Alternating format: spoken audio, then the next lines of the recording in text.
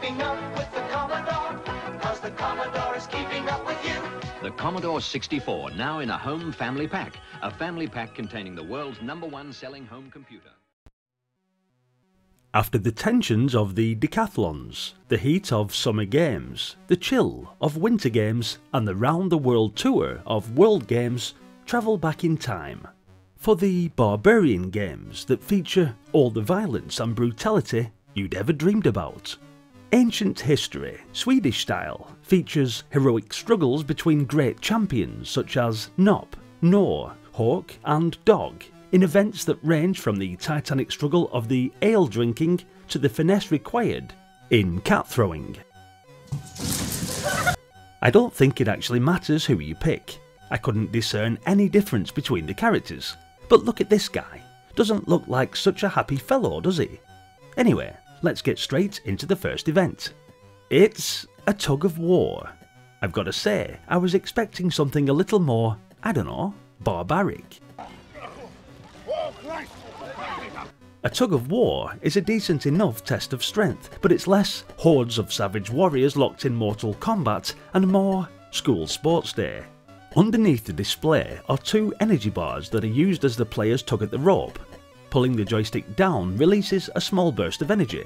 Pressing the fire button gives a bit more, and using both together gives an almighty heave that pulls your opponent towards the drink but costs you a lot of energy. The secret is to pull, then rest, then pull again once your energy has recovered. This must be timed carefully or you'll become exhausted and will be easily beaten. Behold, the wooden tower of pain. You're not standing up there to admire the view, or to act as an early warning system should some other barbarians choose this moment to attack. You're up there because the point of this event is to jump off the tower and clear as much distance as you can. You charge up your jump by pulling the joystick down, then release it to jump off the tower and into the hearts of your adoring fans.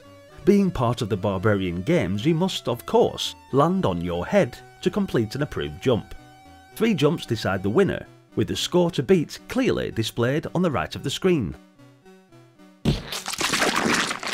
The rock rolling event has got to be the hardest in the whole competition. Like the Tug of War, you can only move if you've got enough energy, but this time you're pushing a giant rock up a steep path that loops around and down towards your opponent. This is simple enough. You waggle the joystick left and right to build up enough strength to take a step, press fire to step forward, and repeat.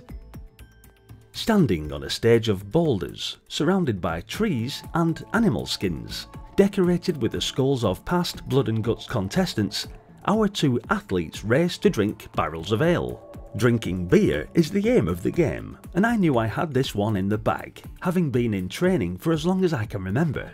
Sadly, it turns out that this minigame has little to do with the real-world physics of supping ale, and is, in fact, another bout of joystick waggling. Pushing the joystick brings the barrel to your lips, and the beer begins to flood down your throat. A cutaway section of each player's head shows the flow that must be maintained by frantic waggling. You can stop for a breather if you want to waste valuable time, but if you rush your drink and spill a drop, the contest is lost. A giant belch marks victory. More skulls decorate the next event, that features a barbarian encased in stocks that form the target for the rock-throwing human hit event. In a test of speed and accuracy, you must hit the target's nose, left arm and feet 3 times, in sequence as quickly as possible. You have to be quick and on target, because the computer sets a fast time that can only be beaten with a minimum of mistakes. This isn't easy, particularly since the aiming cursor refuses to stay still. I'd love to tell you what's going on here, but frankly, I have no idea. But it appears you are sitting astride a log that lies across a deep ravine. You must hit your opponent with tree clubs in the shortest of all the events. The loser plummets into the ravine. This next event involves hurling a moggy as far as possible, preferably in the right direction. Pressing the fire button sets your barbarian into a spin. Pressing the button again will launch the moggy, but your timing must be accurate, or the cat will be hurled aimlessly into a tree, a fence, or one of the hungry looking crowd that are waiting for a stray throw. The distance of the cat chuck depends on your barbarian spin speed that gradually increases but then rapidly falls off as you tire. The best distance in 3 throws wins the event.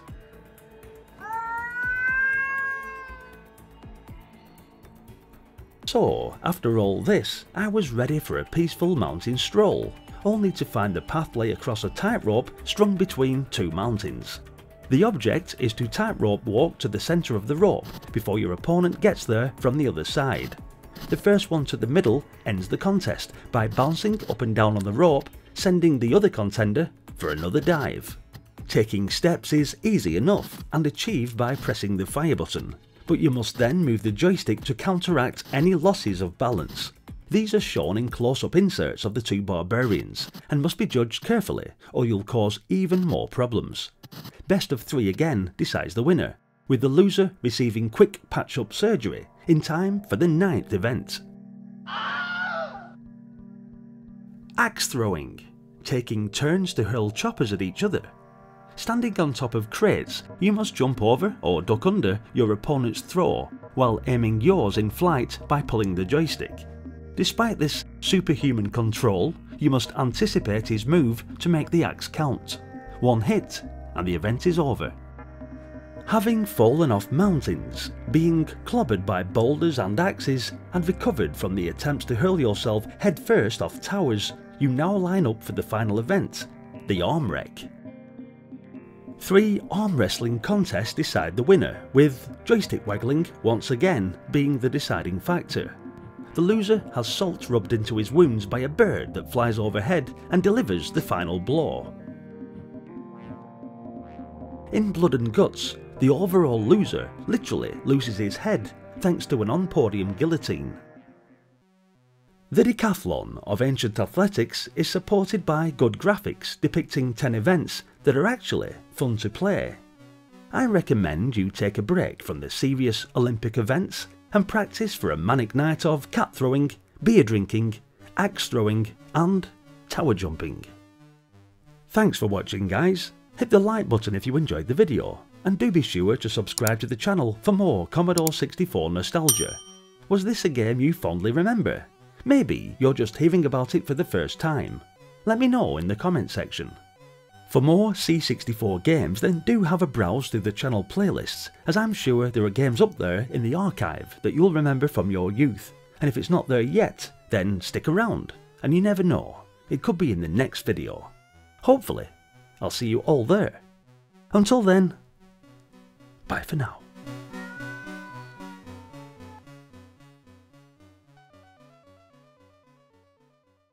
A massive thank you to the following Patreons. Your support goes a long way to ensure we continue on this epic journey down memory lane. Stay retro.